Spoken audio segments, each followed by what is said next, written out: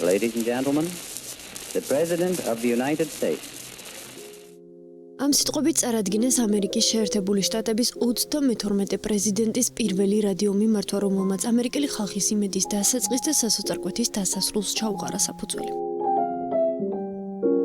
მე-20 საუკუნე მსოფლიო დიდი დეპრესიის წინაშეა. უმუშევრობის რეკორდული ზრდა, დანაზოგების გაქრობა, ბანკების გაკოტრება. ეს არის რეალობა, რომლის წინაშე მსოფლიო 90 წლის წინ იდგა. დიდი დეპრესიის სახელი ცნობილი ეპოქა გასული საუკუნის 30-იანი წლების მთავარი მოვლენა იყო. 1933 წლის 12 მარტს პრეზიდენტად არჩევიდან სულ რაღაც 8 დღეში ფრანკლინ დელანო რუზველტმა რადიოში პირველი სიტყვა წარმოთქვა. My friends, I want to talk for a few minutes with the people of the United States about banking. საუბარი ბუხართან. სწორედ ასე ერქვა რადიო მიმართვების სერიას, რომელმაც სამუდამოდ შეცვალა პოლიტიკური კომუნიკაციის სტილი. იმ პერიოდში ქვეყანა დიდ დეპრესიაში იყო. ბანკები კოტრდებოდნენ, მილიონობით ამერიკელი უმუშევარი დარჩა, ხოლო ეკონომიკა უფსკრულში იძირებოდა. პანიკა და შიში მთელ ქვეყანას მოედო. ამ ფონზე პრეზიდენტმა რუზველტმა გადაწყვიტა, რომ ამერიკელებთან საუბარი პირდაპირ ადამიანურ ენაზე და ყოველგვარი შუამავლობის გარეშე დაეწყო. ეს ინოვაციური სოციალურ-პოლიტიკური მიდგომა პოლიტიკაში მანამდე არავის გამოუყენებია. პრეზიდენტი არ საუბრობდა ოფიციალური ტერმინებით ან ბიუროკრატიული ენით. პრეზიდენტი ხალხს ისე ელაპარაკებოდა, როგორც მეგობარი, რომელიც მის გვერდით იჯდა და ბუხარში დანთებულ ცეცხლთან თბებოდა. პრეზიდენტის მშვიდი და დამაჯერებელი ხმა ამერიკელებისთვის იმედის და სტაბილურობის წყარო იყო.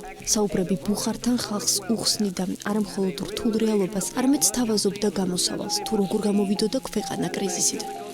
To talk with the comparatively few who understand the mechanics of banking, პრეზიდენტ ფრანკლინ დელანო რუზველტის პირველი გამოსვლა საბანკო კრიზისს ეხებოდა. რამდენიმე დღით ადრე რუზველტმა საბანკო არდადეგები გამოაცხადა. როცა ყველა საფინანსო დაწესებულება დროებით დაიხურა, რათა ქვეყნის საბანკო სისტემა ჩამოშლისგან გადარჩენილიყო. პრეზიდენტმა აუხსნა ხალხს, თუ რატომ იყო ეს აუცილებელი და რატომ უნდა ენდობოდნენ ისინი ბანკებს. მისი დამაჯერებელი სიტყვების შემდეგ ამერიკელებმა შეწყვიტეს ფულის განაღდება და პირიქით ბანკებში ფულის შეტანა დაიწყეს.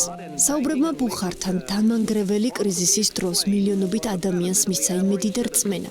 ამ მეთოდმა დაამტკიცა, რომ მედია შეიძლება იყოს არა მხოლოდ ინფორმაციის წყარო, არამედ კრიზისის მართვის მთავარი ინსტრუმენტი. რუზველტის კომუნიკაციის ეს სტილი მომავალმა ლიდერებმა ტელევიზიის, სოციალური მედიისა და ციფრული პლატფორმების ეპოქაში თავიანთი მმართველობის განუყოფელ ნაწილად აქციეს. დღეს 90 წლის შემდეგ მისი საუბრები ბუხართან, ლიდერობის, ხასიათის და ხალხთან ნამდვილი კავშირის კლასიკურ მაგალითად რჩება.